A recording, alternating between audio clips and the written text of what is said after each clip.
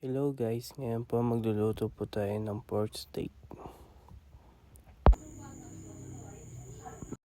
Dito guys, pinirito ko muna yung baboy guys kasi mas masarap pag merong brown yung ating baboy guys.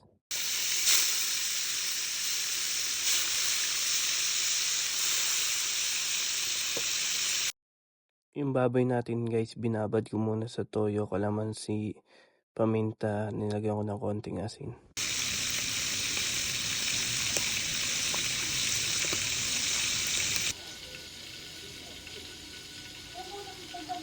Pagtapos ko iprito yung baboy, yung ginamit akong mantika, doon na rin ako nagisa. Nagisa ako ng bawang, sibuyas.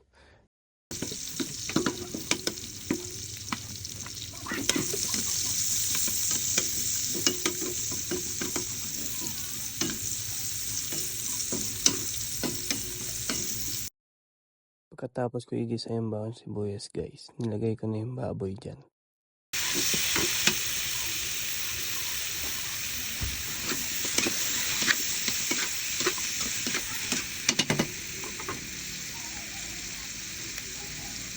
Nilagay ko na rin yung pinagbabaran ng baboy guys kasi sayang lang.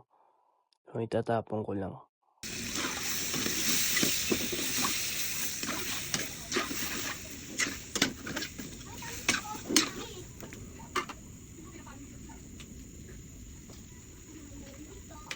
Ano? Naglagay po ako dyan ng 3 kalamansi kasi kulang siya sa asim. Adobo yata yun eh. Hirap yan eh. Wala, wala. Ay, wala pa pala. Ano nga? Sige nga. Yan, sibuyas. Ayoko. Ano naman ko yun? Di ko lang inilagay ko. Kaya nyo na yan. Dyan guys, may lumalapit na kamay, dumuduko sa ulam. Ate, wala palang kasya na binili namin eh. Ano pa yan?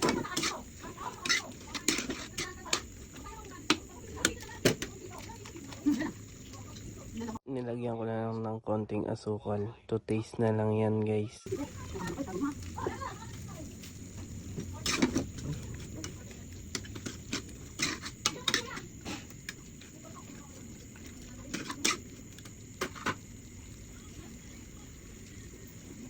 Ako? Tapos yun ang dito ma. Sila mo lang kwente. Ha? Walang kwenta. Ay mo. Nagpunta nga ni. Kasi yung kwento nga ni.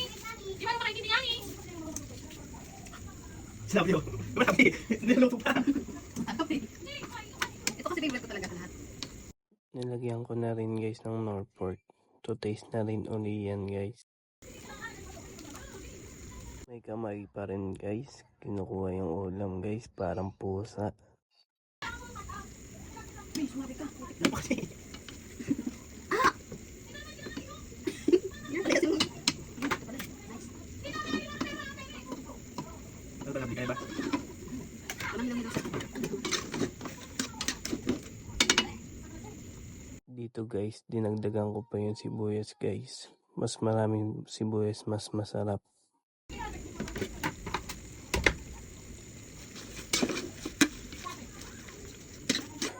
Hanggang dito na lang guys. Paalam.